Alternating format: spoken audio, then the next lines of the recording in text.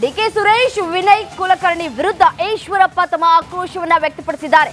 DK Suresh Vinay Kulkarni ಅಂತವರನ್ನ ಗುಂಡಿಕ್ಕಿ ಕೊಲ್ಲಬೇಕು ಅನ್ನೋದರ ಮೂಲಕ ವಿವಾದಾತ್ಮಕ ಹೇಳಿಕೆಯನ್ನ ಕೊಟ್ಟಿದ್ದಾರೆ ಕೆಎಸ್ ಈಶ್ವರಪ್ಪ.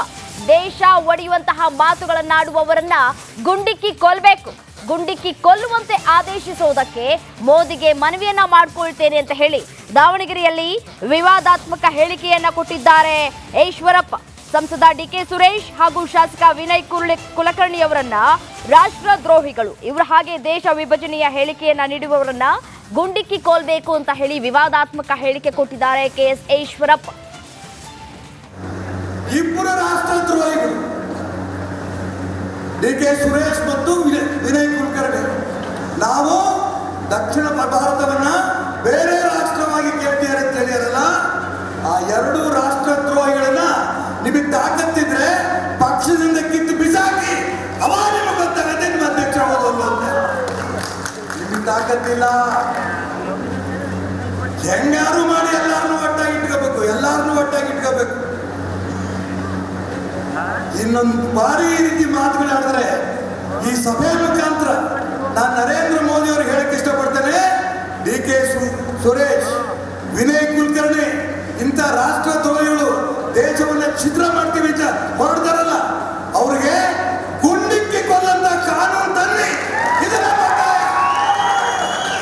ಏನ್ ಅನ್ಕೊಂಡಿದ್ರಿ ಈ ದೇಶ ಅಂದ್ರೆ? ಇಬ್ಬರು ರಾಷ್ಟ್ರದ್ರೋಹಿಗಳು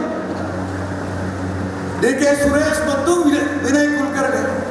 ನಾವು ದಕ್ಷಿಣ ಭಾರತವನ್ನ ಬೇರೆ ರಾಷ್ಟ್ರವಾಗಿ ಕೇಳ್ತಿದ್ದಾರೆ ಅಂತ ಹೇಳಿರಲ್ಲ. ನೋಡಿ, ಜವಾಬ್ದಾರಿತ ಸ್ಥಾನದಲ್ಲಿರೋದು ಒಂದೊಳ್ಳೆ ಸಂದೇಶ ಕೊಡಬೇಕಾಗಿತ್ತು ಕೆಎಸ್ ಈಶ್ವರಪ್ಪನವರು. ಆದರೆ ಈಗ ಅವರು ಕೊಟ್ಟಿರುವಂಥ ಒಂದು ಹೇಳಿಕೆ ದೊಡ್ಡ ಮಟ್ಟದ ವಿವಾದವನ್ನ ಸೃಷ್ಟಿ ಮಾಡಿದೆ, ಆಕ್ರೋಶಕ್ಕೆ ಕಾರಣ ಆಗಿದೆ. ಮಾಜಿ ಸಚಿವ ಕೆಎಸ್ ಈಶ್ವರಪ್ಪನವರ ಹೇಳಿಕೆ ಕಾಂಗ್ರೆಸ್ ನಾಯಕರು ಕೂಡ ಆಕ್ರೋಶವನ್ನು ವ್ಯಕ್ತಪಡಿಸಿದ್ದಾರೆ. ಕ್ಷಮೆಯಾಚನೆ ಆಗಬೇಕು ಅನ್ನುವಂಥ ಒತ್ತಾಯ. 24 ಗಂಟೆ ಒಳಗಡೆ ಈಶ್ವರಪ್ಪ ತಮ್ಮ ಮಾತನ್ನ ವಾಪಸ್ ಪಡೆಯಬೇಕು, ಇಲ್ಲದಿದ್ರೆ 24 ಗಂಟೆ ಬಳಿಕ ಏನ್ ಕ್ರಮ ಅಂತ ಹೇಳ್ತೀವಿ ಅನ್ನುವಂಥ ವಿಚಾರವನ್ನ ಕಾನೂನು ಸಚಿವ ಎಚ್.ಕೆ. ಪಾಟೀಲ್ ಖಡಕ್ ಆಗಿ ವಾರ್ನಿಂಗ್ ಕೊಟ್ಟಿದ್ದಾರೆ.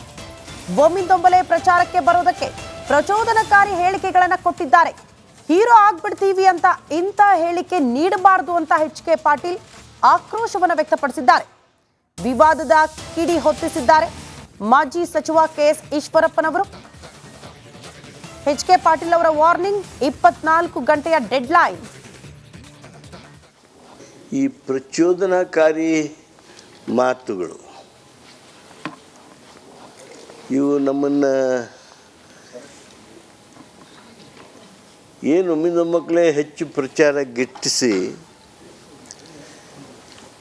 ಹೀರೋ ಆಗಿಬಿಡ್ತೀವಿ ಅನ್ನುವ ಆ ಕಲ್ಪನಾ ಲೋಕದಲ್ಲಿ ಏನಿರ್ತಾರೆ ಅವರು ಭಾಳ ದೊಡ್ಡ ಪ್ರಮಾದಗಳನ್ನು ಮಾಡ್ತಾ ಇದ್ದಾರೆ. ರಾಜಕಾರಣದಲ್ಲಿ 40-50 ವರ್ಷ ಇರುವಂಥವರು ಈ ರೀತಿಯ ಮಾತುಗಳು ಭಾಳ ದುಷ್ಪರಿಣಾಮವನ್ನು ಬೀರ್ತಾವೆ. ನಾನು ಇಷ್ಟೇ ಅಪೇಕ್ಷೆ ಮಾಡ್ತೇನೆ, ಅದು ಯಾವ ಆವೇಗದಲ್ಲಿ ಅಂದರೂ ಏನೋ ಗೊತ್ತಿಲ್ಲ, 24 ತಾಸದಲ್ಲಿ ಅವರು ವಾಪಸ್ ಪಡೆದ್ರೆ ಅದು ಅವ್ರಿಗೆ ಶೋಭೆ ತರ್ತದೆ. ಈ ನಮೋ ಭಾರತ್ ಕಾರ್ಯಕ್ರಮದಲ್ಲಿ ಅಕ್ಷರಶಃ ರಣರಂಗವಾಯಿತು. ಚಕ್ರವರ್ತಿ ಸೂಲಿಬೆಲೆಗೆ ಕಪ್ಪು ಬಾವುಟ ಬ್ಯಾನರ್ ಅನ್ನ ಪ್ರದರ್ಶಿಸ್ತಾ ಇದ್ರೆ ಪೊಲೀಸರು ಮತ್ತು ಕಾಂಗ್ರೆಸ್ ಕಾರ್ಯಕರ್ತರ ಮಧ್ಯೆ ವಾಕ್ ಸಮರವೇ ನಡೀತು. ಆ ಕುರಿತ ಒಂದು ವರದಿ ಇದೆ, ಬನ್ನಿ ನೋಡ್ತಾ ಹೋಗೋಣ.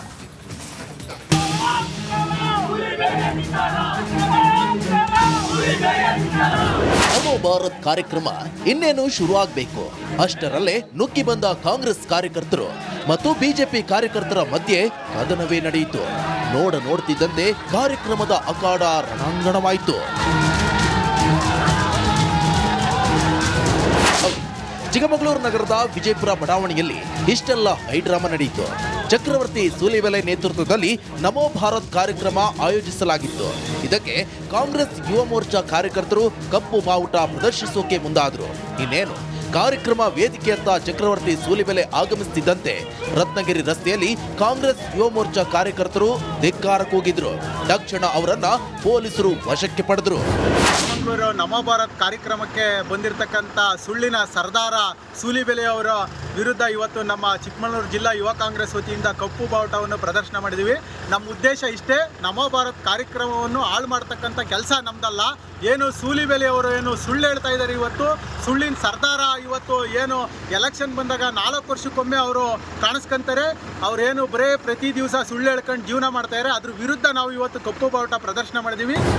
ಬ್ಯಾನರ್ ತೋರಿಸ್ತಿದ್ದಂತೆ ಏಕಾಏಕಿ ಬಿಜೆಪಿ ಕಾರ್ಯಕರ್ತರು ಆಕ್ರೋಶ ಹೊರಹಾಕಿದ್ರು. ಬಿಲ್ಡಿಂಗ್ ಮೇಲೆ ನುಗ್ಗಲು ಯತ್ನಿಸಿದ್ರು. ತಡೆಯಲು ಪೊಲೀಸರು ಸಾಹಸವನ್ನೇ ಪಡಬೇಕಾಯಿತು. ಪೊಲೀಸರ ನಡುವೆ ಮಾತಿನ ಚಕಮಕಿಗೆ ಇಳಿದ ಬಿಜೆಪಿ ಕಾರ್ಯಕರ್ತರು ಹಾಗೂ ಪೊಲೀಸರ ನಡುವೆ ನೂಕಾಟ ತಳ್ಳಾಟ ನಡೆಯಿತು. ಇಷ್ಟೆಲ್ಲದರ ನಡುವೆ ಸಿಟಿ ರವಿ ಅವರು ಆಕ್ರೋಶ ವ್ಯಕ್ತಪಡಿಸಿದ್ರು. ಡೀಟೇಲ್ ಆಗಿ ವಿತ್ ಪವರ್ ಪಾಯಿಂಟ್ ಪ್ರೆಸೆಂಟೇಷನ್ ಮಾಡಿದ್ದೀನಿ. ಅವ್ರು ಮಾಡಿರುವಂಥ ಪ್ರತಿಯೊಂದು ಆರೋಪಕ್ಕೂ ಉತ್ತರ ಕೊಟ್ಟಿದ್ದೀನಿ. ಕಾಂಗ್ರೆಸ್ನವ್ರಿಗೆ ಎಷ್ಟು ಟೆನ್ಷನ್ ಇದೆ ಅಂತಂದರೆ, ಅವರಿಗೆ ಈ ಉತ್ತರಗಳನ್ನು ನೋಡಿ ಸಮಾಜ ಇನ್ನೂ ಸೇರ್ತಾ ಇದೆ, ಇನ್ನೂ ಹೆಚ್ಚು ಹೆಚ್ಚು ಜನ ಸೇರ್ತಿದ್ದಾರೆ. ಇವ್ರ ಆರೋಪಗಳನ್ನು ನೋಡಿಯೇ ಜನ ಜಾಸ್ತಿ ಬರ್ತಿರೋದ್ರಿಂದ ಇವ್ರು ಹೆಚ್ಚು ಆರೋಪ ಮಾಡಿದಷ್ಟು ನನಗೆ ಹೆಚ್ಚು ಲಾಭ ಅಂತ ಭಾವಿಸ್ತೀನಿ. ಇವತ್ತೇನು ಕಿಡಿಗೇಡಿಗಳು ಇದನ್ನು ತೊಂದರೆ ಕೊಡುವಂಥ ಪ್ರಯತ್ನ ಮಾಡಿದ್ರು, ಇದೇನು ಹೊಸತೇನೂ ಅಲ್ಲ. ನಂಗೆ ಈಗಾಗಲೇ ಪ್ರಿಯಾಂಕ್ ಖರ್ಗೆ ಈ ಥರದ ಮಾತುಗಳನ್ನು ಆಡಿದ್ದಾರೆ, ಮಧು ಬಂಗಾರಪ್ಪ ಈ ಥರದ ಮಾತುಗಳನ್ನು ಆಡಿದ್ದಾರೆ. ಇವರೆಲ್ಲರೂ ಕೂಡ ಹೇಗಾದರೂ ಮಾಡಿ ಚಕ್ರವರ್ತಿನ ತಡಿಬೇಕು ಅಂತ ಹೇಳ್ತಿರ್ತಾರೆ. ಇಷ್ಟೆಲ್ಲ ನಡೀತಾ ಇದ್ರು ಚಕ್ರವರ್ತಿ ಸೂಲಿಬೆಲೆ ಮಾತ್ರ ಕಾಂಗ್ರೆಸ್ ಕಾರ್ಯಕರ್ತರ ಆಕ್ರೋಶವೇ ಗೊತ್ತಿಲ್ಲ ಅನ್ನೋ ರೀತಿ 2 ಗಂಟೆ ನಮೋ ಭಾರತ್ ಕಾರ್ಯಕ್ರಮದಲ್ಲಿ ಮಾತನಾಡುತ್ತಲೇ ಭಾಷಣ ಮಾಡಿದ್ರು. ಈ ದೇಶದಲ್ಲೂ ಕೂಡ ಅತ್ಯಂತ ವೇಗವಾಗಿ ಓಡಾಡುವ ಬುಲೆಟ್ ಟ್ರೈನ್ ಇದೆ ಎನ್ನುವಂತ ಹೆಮ್ಮೆಗೆ ಪಾತ್ರವಾಗೋದಿದೆಯಲ್ಲ. ಚೇತನ್ ಪದ್ಮಶಾಲಿ, ರಿಪಬ್ಲಿಕ್ ಕನ್ನಡ, ಚಿಕ್ಕಮಗಳೂರು. ಜೈಲಿಗೆ ಹೋಗಿ ಬಂದ ಆರೋಪಿಗೆ ಪೊಲೀಸರಿಂದ ಸನ್ಮಾನ ಮಾಡಲಾಗಿದೆ. ನೈತಿಕತೆ ಕಳೆದುಕೊಳ್ತಿದ್ದಾರಾ ವರ್ತೂರು ಪೊಲೀಸರು ಅನ್ನೋದು ಪ್ರಶ್ನೆ ಆಗ್ತಾ ಇದೆ. ವ್ಯಕ್ತಿ ಪೂಜೆಗೆ ಮುಂದಾದ್ರ ವರ್ತೂರು ಪೊಲೀಸರು ಅನ್ನೋದು ಪ್ರಶ್ನೆ ಆಗ್ತಾ ಇರೋದು. ಕಾರಣ ಜೈಲಿಗೆ ಹೋಗಿ ಬಂದಿರುವಂತ ಆರೋಪಿ, ಪೊಲೀಸರು ಅವ್ರಿಗೆ ಸನ್ಮಾನ ಮಾಡಿರೋದು. ಆ ಮೂಲಕ ನೈತಿಕತೆ ಕಳೆದುಕೊಳ್ತಿದ್ದಾರಾ ವರ್ತೂರು ಪೊಲೀಸರು?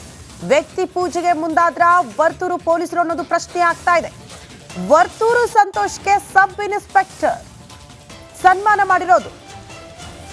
ವರ್ತೂರು ಪೊಲೀಸ್ ಠಾಣೆಯ ಪೊಲೀಸರ ಬಗ್ಗೆ, ಅವರ ನಡೆಯ ಬಗ್ಗೆ ಒಂದಷ್ಟು ಅನುಮಾನಗಳು ಕಾಡ್ತಾ ಇರೋದು. ಎಕ್ಸಾಕ್ಟ್ಲಿ ದೃಶ್ಯದಲ್ಲಿ ನಾವು ಗಮನಿಸ್ತಾ ಇದ್ದೀವಿ. ವರ್ತೂರು ಪೊಲೀಸರು, ಅಲ್ಲಿನ ಸಬ್ ಇನ್ಸ್ಪೆಕ್ಟರ್ ವರ್ತೂರು ಸಂತೋಷ್ ಅವರಿಗೆ ಸನ್ಮಾನ ಮಾಡಿರುವಂತಹ ದೃಶ್ಯ ನಾವು ಗಮನಿಸ್ತಾ ಇರೋದು. ಒಂದ್ ಕಡೆ ಬಿಗ್ ಬಾಸ್ ನಲ್ಲಿದ್ದಾಗಲೇ ಅವ್ರನ್ನ ಅರೆಸ್ಟ್ ಮಾಡಲಾಗಿತ್ತು. ಅದಾದ ಬಳಿಕ ಅವರು ಬಿಗ್ ಬಾಸ್ ನಿಂದ ಆಚೆ ಬರ್ತಾ ಇದ್ದಂತೆ ಈ ರೀತಿ ಸನ್ಮಾನ ವರ್ತೂರಲ್ಲಿ ವರ್ತೂರು ಸಂತೋಷ್ ಅವರಿಗೆ ಯಾರು ಮಾಡಿದ್ದು? ವರ್ತೂರು ಪೊಲೀಸರು. ದೃಶ್ಯದಲ್ಲಿ ನಾವು ಗಮನಿಸ್ತಾ ಇದ್ದೀವಿ. ಆ ಮೂಲಕ ಯಾವ ಸಂದೇಶ ಪೊಲೀಸರಿಂದ? ಜೈಲಿಗೆ ಹೋಗಿ ಬಂದವ್ರಿಗೆ ನೀವು ಸನ್ಮಾನ ಮಾಡ್ತೀರಾ, ಆತಿಥ್ಯ ಕೊಡ್ತೀರಾ ಅನ್ನೋದು ಪ್ರಶ್ನೆ ಆಗ್ತಾ ಇದೆ.